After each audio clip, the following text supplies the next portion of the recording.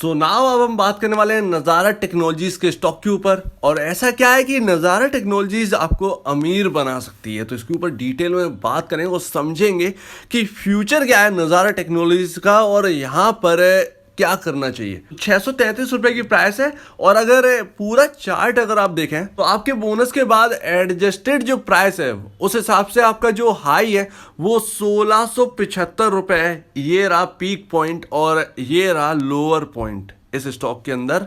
और peak point से यहाँ पर जो है 1675 से ये स्टॉक रह गया है 634 के आसपास अभी है। 486 रुपए के आसपास का इसने लो लगाया था और उसके बाद एक रिकवरी हमको देखने को मिली है। आपका जो आपको बोनस मिला था वो तो ठीक है, उसके बाद एडजस्ट जो हुआ वो प्राइस आपका यही है और चार्ट भी यही कह रहा है कि भैया इसमें तेज जो गिरावट है ना वो हो चुकी है। अभी अगर देखें तो 1000 रुपये अभी भी गायब हैं, 1000 रुपये के आसपास अभी भी गायब हैं।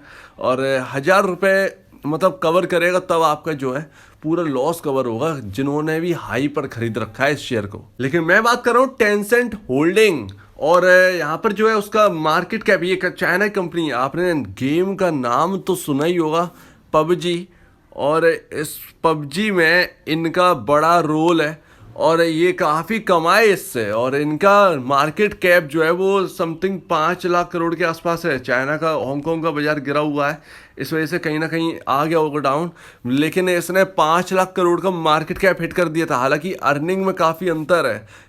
हम नज़ारा टेक्नोलॉजीज़ को और टेंसेंट की होल्डिंग की जो अर्निंग है उसको कंपेयर नहीं कर सकते, बीट नहीं कर पाया नज़ारा, लेकिन हम देख रहे हैं जो मैं बताने की कोशिश कर रहा हूँ आप वो देखिए। साथ साथ आपने ईए का नाम तो सुना ही होगा। ईए जब भी आप कोई रेसिंग गेम देखते हैं ना, नीड फॉर स्पीड, एनएफएस, ये सब ना ये ईए के हैं, इलेक्ट्रॉनिक आर्ट्स इंक। तो यहाँ पर ये अमेरिकन कंपनी है और इसका प्राइस चला $125 का और market cap something 3 lakh crore के आसपास का ईए गेम्स का।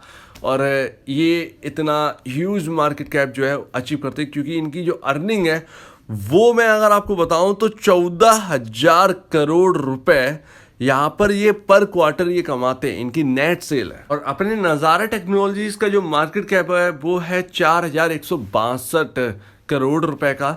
और देखिए बहुत बड़ा अंतर है इन दोनों कंपनियों में। और यहाँ पर मैं क्या समझाने वाला हूँ, यहाँ पर मैं आपको फ्यूचर के बारे में बताने वाला हूँ कि अगर ऐसा हुआ तो आपको नज़ारा का नज़ारा देखने को ऐसा मिलेगा कि आपने मार्केट में सोचा भी नहीं होगा। और ये ह्यूज पॉसिबिलिटी है, कहीं ना कहीं ये ऐसा दिखता है, लेकिन नज़ारा को यही करना होगा तब जाकर ऐसा कहीं देखने को मिलेगा। अदरवाइज ये ऐसे ही मूव करते रहेंगे, छोटे छोटे मूव जो है ना वो आपको देते रहेंगे, इससे ज़्यादा आपको कुछ नहीं देने वाला जब तक ये कंपनी ऐसा कुछ नहीं करेगी। तो मार्केट कैप बहुत छोटा है और मार्केट कैप भी बढ़ेगा इसके साथ, सिर्फ एक अनाउंसमेंट चाहिए ऐसी और ये मार्केट कैप भी बढ़ेगा। लेकिन उससे पहले कुछ चीज़ों पर ध्यान दे लीजिए, हम अपनी बात को जब शुरू करेंगे स्टार्टिंग में बहुत इंटरेस्टिंग होगी।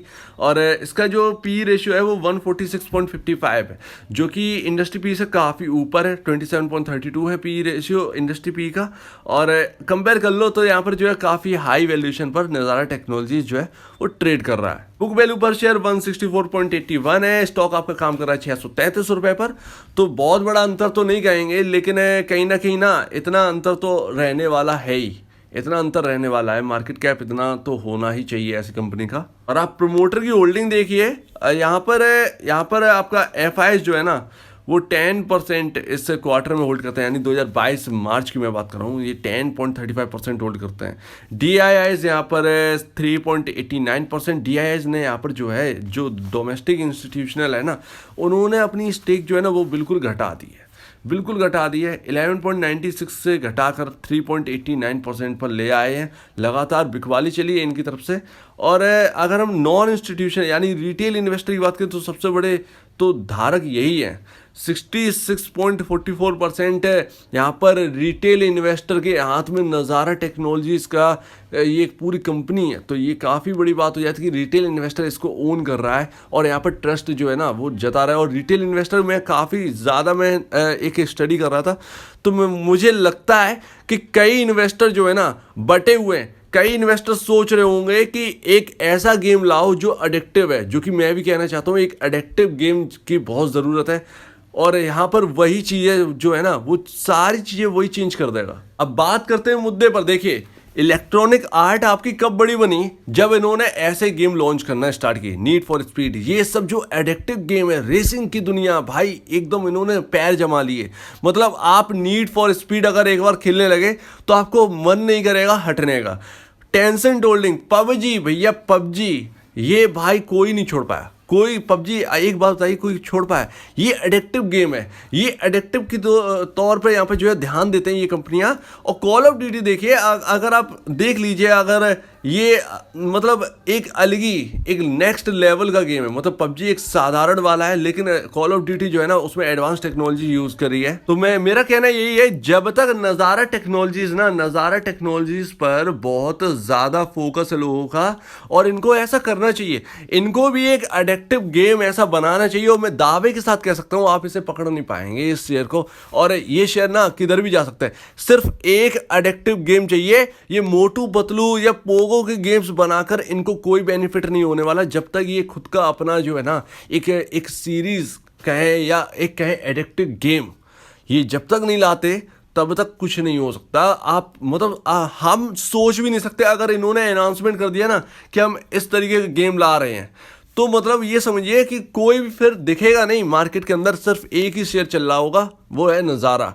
तो फिर यहाँ पर जो है ना सिर्फ एक अनाउंसमेंट की जरूरत हो। मैं जानता हूँ कि आधे से ज़्यादा तो शेयर होल्डर यही सोच के बैठे हों कि कुछ ऐसा गेम लॉन्च करो जो कि यहाँ पर जो है आगे कुछ अलग ही करके दिखा दे, और अलग करके दिखाएगा तो उससे अर्निंग बढ़ेगी, साफ सी बात है। और वो यहाँ पर जो है ना, ये अगली नज़ारा है ना, वो अगली टेंसेंट होल्डिंग कब बन जाएगी आपको पता नहीं चला। सिर्फ एक गेम की जरूरत है बस। और ये आपकी जो स्लो अर्निंग है ना, 621 करोड़ रुपए साल का जो है कमा रहे हैं, ये नेट सेल है, वो यहाँ पर ना कब यहाँ पर 1 0 और बढ़ता हुआ नजर आ जाएगा ये खुद नहीं पता चल पाएगा इनको। और वो शेयर होल्डर्स को ना वो इतना ह्यूज बेनिफिट देगा, इतना ह्यूज बेनिफिट देगा कि मतलब एक दिन में अगर आपके पास 10 शेयर भी रखे हैं ना, तो आपका इस तरीके से चलेगा कि आपका मतलब मन नहीं करेगा। मतलब आप कहें कि अरे बस देखने दो, कहीं कहो 5,000 रुपये बढ़ रहा होगा, कहीं 7,000 रुपये एक दिन में बढ़ रहा होगा।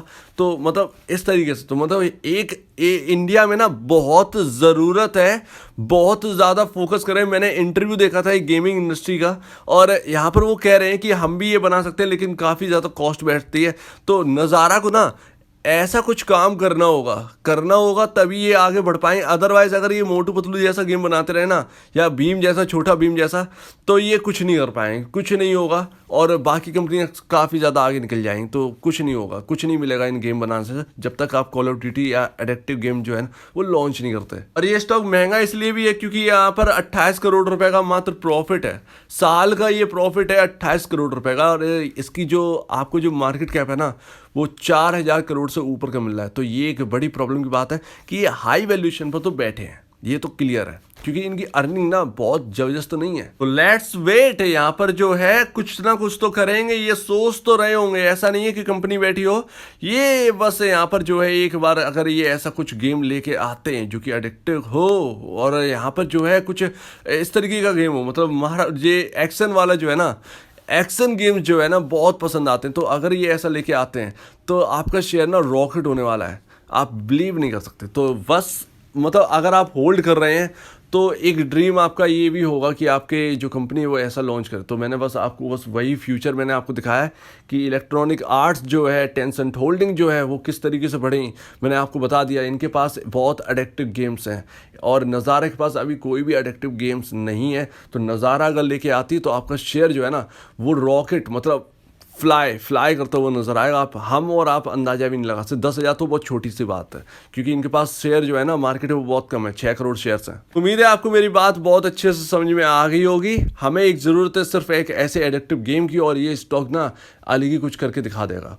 तो वेट करिए, तब तक देखते हैं कि मैनेजमेंट आगे क्या कर रही है, क्या, और मैनेजमेंट जो बोले उस पर बहुत गौर करिएगा, हो सकता है वहाँ से कुछ क्लू निकल के आए। अगर आपको इस वीडियो में कोई प्रॉब्लम, कुछ पूछना है, कुछ बताना, कुछ कहना है, तो प्लीज़ कमेंट सेक्शन में कहिएगा। और आप दीजिए मुझे इजाज़त। वीडियो देखने के लिए बहुत बहुत धन्यवाद दोस्तों।